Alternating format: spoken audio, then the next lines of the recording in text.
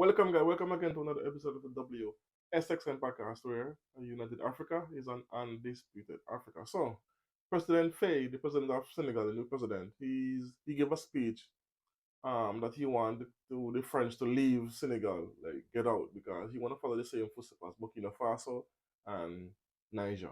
But he gave a speech that I wanted to listen to. Listen to it, and then we get back to elaborating on what he said in this speech. Take a listen. Boom. It is high time for France to lift its knee off our neck and put an end to this unjust oppression.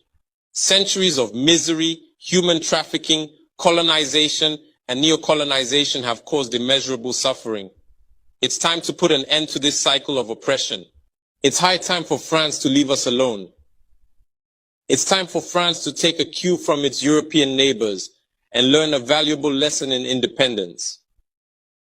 Germany is the leading economic power in Europe, significantly surpassing France, which is ranked as the third or fourth largest economic power globally.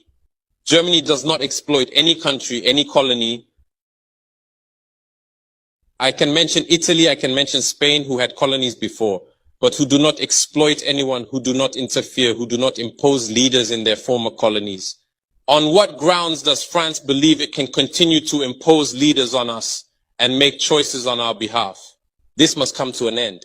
And the emerging Africa, the African youth, the African elites, and the African diaspora all stand united in saying no, it cannot continue any longer. France's hypocrisy is evident and pervasive in daily life. Let's examine the cases of Mali and Chad as prime examples of this hypocrisy. In Chad, where the constitutional process has been interrupted, France applauded and its president visited to officially consecrate the new king's coronation ceremony. In Mali, where it is not the constitutional process that has been interrupted, but the transition process, France has condemned and even packed up its things to say that it is leaving Mali. That's hypocrisy. It's the double standard. It is the double language that France employs in its dealings with Africa.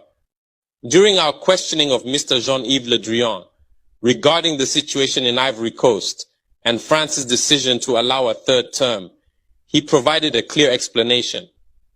He stated that while he accepted the third term for Ouattara, he refuses it for Belarus. He emphasized that France has condemned the situation in Belarus and has actively encouraged the European Union to do the same. Le Drian explains that in Belarus, millions protested, unlike Ivory Coast, where there were no mass demonstrations on the streets. This is how France deals with African issues. Personally, we expect absolutely nothing from France. We desire her to cease meddling in our matters so that the people of Senegal can exercise their freedom of choice rather than being influenced by France's selection of a candidate using the tactics we are aware of. We begin by targeting individuals, adorning them with the Legion of Honor or a similar knightly rank, enlisting them in Masonic lodges, and informing them to prepare themselves as they will be next in line. Even the hypothesis that Macky Sall may not succeed, we know who is being prepared by France. This must come to an end. It will not occur in this manner any longer. Let's be clear. We have absolutely nothing against the French people. In France, both political and citizen voices are rising to hold and express the same discourse as the one I am currently presenting to you. For example, the deputies, such as Mrs. Frédérique Dumas, who regularly speaks on the platform of the Assembly, who regularly writes to the Minister of Foreign Affairs, since she is a member of the Foreign Affairs Committee, to raise this unfair behavior of France towards Africa, hold the same speech as us. The same Mr. Jean-Luc Mélenchon, Jean-Paul Lecoq, André Chassaigne, all deputies, hold the same discourse as us and hundreds of other voices. The NGO NGOs, like other non-profit organizations, are doing remarkable work in the same direction. We strongly urge France to listen to the voices that speak to it about our plan for a more collaborative, fairer, and sustainable partnership between Africa and France. It is crucial that we work together towards a future that is equitable, just, and environmentally conscious. If she listens, I believe we'll have beautiful days ahead in our collaboration together. If he doesn't know how to cut it, thinking he can continue to function like in the time of our grandfathers, this African youth no longer accepts it. France must make preparations for a definitive break and completely withdraw from Africa. Africa belongs to Africans, not France. She belongs to no one else, neither China, nor the United States, nor anyone else. Second, what do you think about that?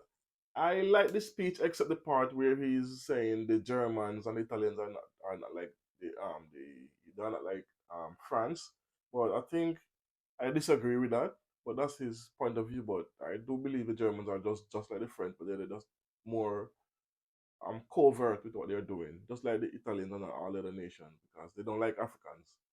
So I agree with him with 100% about he want the French out because the French is, even though they are no longer colonial masters, but they are still colonial masters. They still have say. They still impose their own presidents in some of these countries by causing coups and assassinations. It is true, but President Faye makes good points in this video, but he's still out of part of out of he's not president as yet.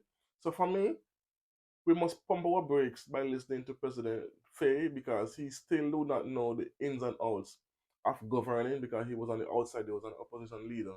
He never have the power to do anything to make decisions that will affect a whole entire country, a host of people. So we should we should pump our brakes a little bit and Faye and see what he does because no matter what someone says, when they actually get the power in their hands to do what is necessary, that's where it's proven if they are good or not. Look at President Ruto of Kenya. He came out so good. He was doing so good, and then what? His actions over time prove he does not do what he says. So we need to relax, take a step back, and see what President Faye does and see what laws he put into place, what how he treat his people, and what deals he make with other people with other countries. We need to take a step back. Do not just jump to the conclusion that he will be like a Abraham Traore or a Tinini of Niger or even the Mali president. We don't know yet, so we need to take a step back, see what he does. Give him, let's say, 6 months. Let's say give him a year of governing, make it settle in to see what he actually, if what he thinks and says, what he can actually get done. So like I said, people who are on the outside can always criticize who's on the inside. Until they get on the inside, that's when they're gonna know if they are who they say they are, or if he's just a puppet that was put there by the French, or if he's a revolutionary. That's what we need to wait and see. So please give him some time. Don't just saying he's a. I've been hearing people turning around the world. He's a revolutionary.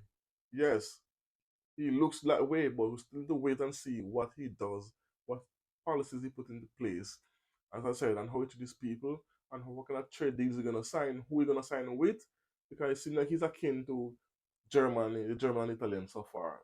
Let's hope not, because those are not great countries to be so buddy with. But we'll see as time goes on. I will give him a year to see what he does to Senegal. So anyway, let me know what you think about this in the comment section. As always, tell a friend, like, comment, share, and subscribe.